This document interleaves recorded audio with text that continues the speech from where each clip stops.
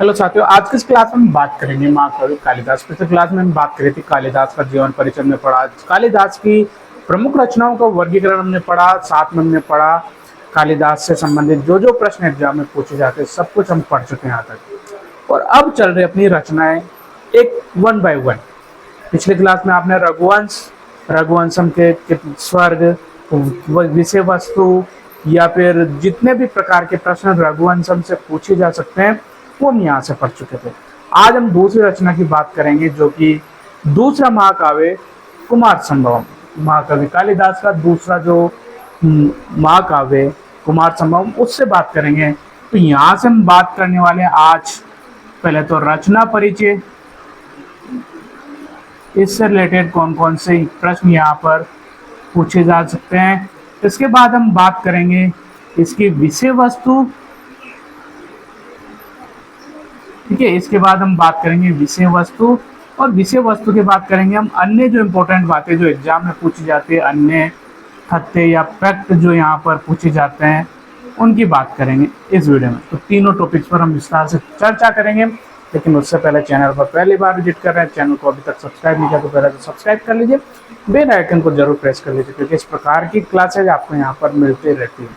और वीडियो अच्छा लगे तो लाइक जरूर करें, ज़्यादा से ज़्यादा लोगों तक शेयर करें। तो आज की इस क्लास में बात करें तो यहाँ पर बात कर ले तो कुमार संभवम, ठीक है। कुमार यानी कार्तिकेय, शिवपुत्र कार्तिकेय के जन्म से रिलेटेड ये महाकाव्य, इसलिए इसका नामकरण क्या हुआ कुमार संभवम। और इससे रिलेटेड होने के कारण हम इसको क्या कहते हैं कुमार संभवम। बात कर ले कालिदास की जो ये रचना है, इस रचना की जो गणना होती है वो लघु त्रय में होती है, ठीक है। लघु त्रय में ये गण शामिल है, और इसको इस तरह से समझो आप कि लघु त्रय में कालिदास की 3 रचनाएं, महाकवि कालिदास की 3 रचनाएं यहाँ पर लघु त्रय में शामिल है। कौन कौन सी प्रश्न पूछा जाए तो सबसे पहले तो हम बात कर लेते रघु यानी रघुवंशम, रघु कुमार यानी कुमार संभवम,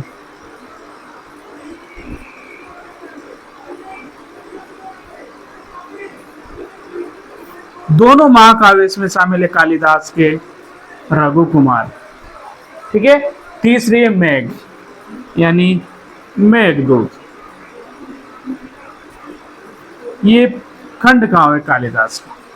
तो तीनों जो लघु त्रय में जो तीनों रचनाएं वो कालिदास की है, 2 महाकाव्य और 1 खंड काव्य रघुवंशम, कुमार संभव, मेघदूत। इसको आप ऐसे लघु त्रय में रघु कुमार मेघ, रघु कुमार मेघ, तीनों रचनाएं लघु त्रय में शामिल है। बात कर ले कुमार संभव की, तो जो कुमार संभव का जो मंगलाचरण है, ठीक है, इसमें यहाँ पर हिमालय का वर्णन मिलता है, ठीक है। हिमालय का वर्णन यहाँ पर किया गया है जो मंगलाचरण है, इसलिए इसको हम वस्तु निर्देशात्मक,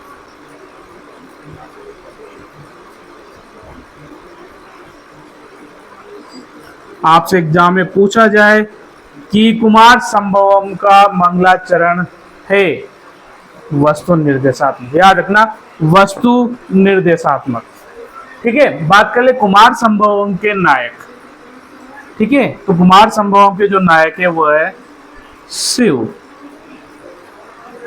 नायिका कौन होगी, नायिका है पार्वती, और प्रतिनायक कौन है, तो प्रतिनायक है तारकासुर।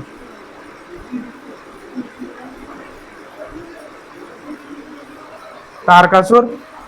रस की बात करें तो यहाँ पर रस कौन सा है, इस महाकाव्य का अंगिक रस वो है यहाँ पर श्रृंगार। कौन सा रस है, श्रृंगार। मैंने आपको बताया कि महाकवि कालिदास का रघुवंशम महाकाव्य जिसमें शांत रस है, बाकी सभी में श्रृंगार है। ठीक है। रीति कौन सी है? तो यहाँ पर वेदर्भी रीति।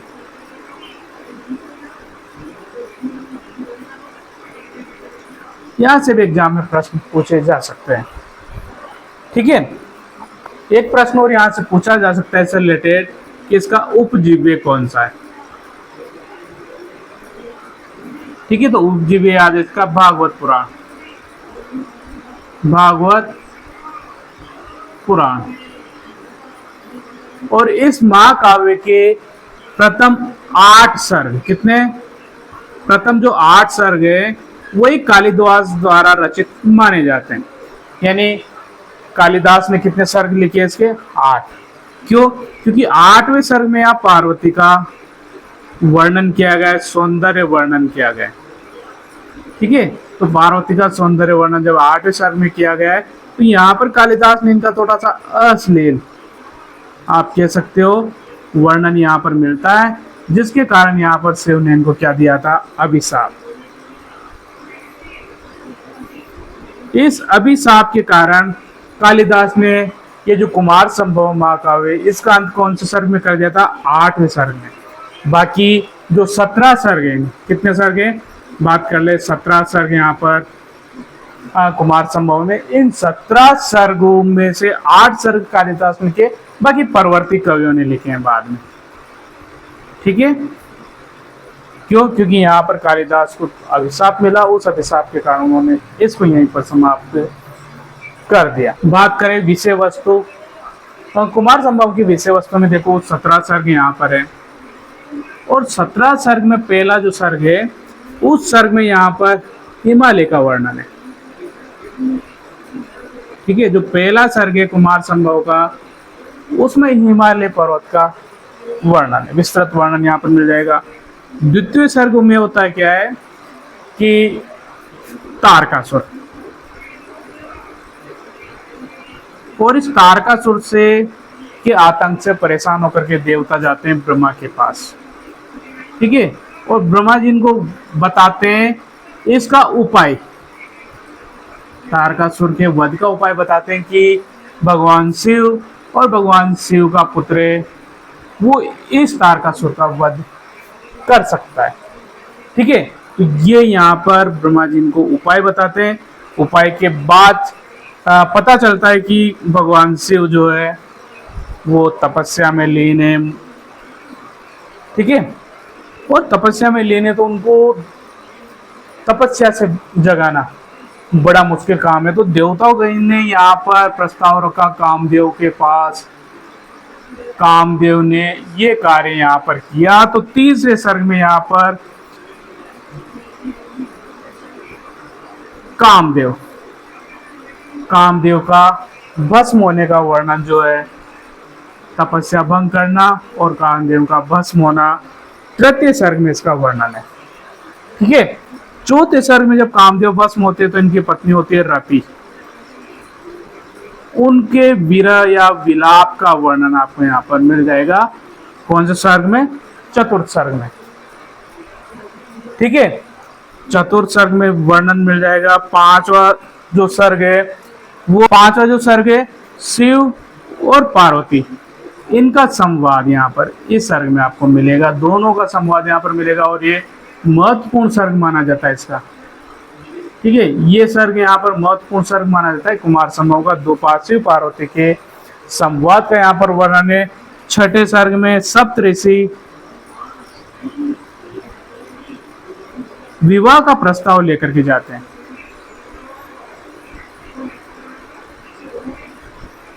ठीक है, हिमालय के पास यहाँ पर छठे सर्ग में सप्तऋषि विवाह का प्रस्ताव लेकर के जाते हैं, और इनका जो विवाह होता है वो होता है सप्तम सर्ग में, शिव पार्वती का विवाह।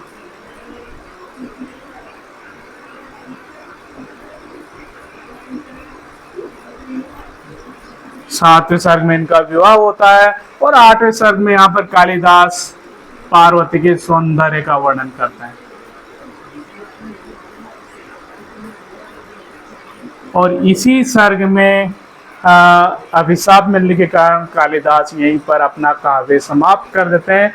बाद वाले जो सर्ग लिखे परवर्ती कवियों ने लिखे, लेकिन जो कार्तिकेय का जन्म होता है, कुमार कार्तिकेय का जो जन्म होता है वो होता है 11वें सर्ग में। ठीक है, कुमार कार्तिकेय का जन्म कौन से सर्ग में होता है? 11वें सर्ग में होता है। और अंतिम जो 17वां सर्ग है, यहाँ पर तारकासुर का वध होता है।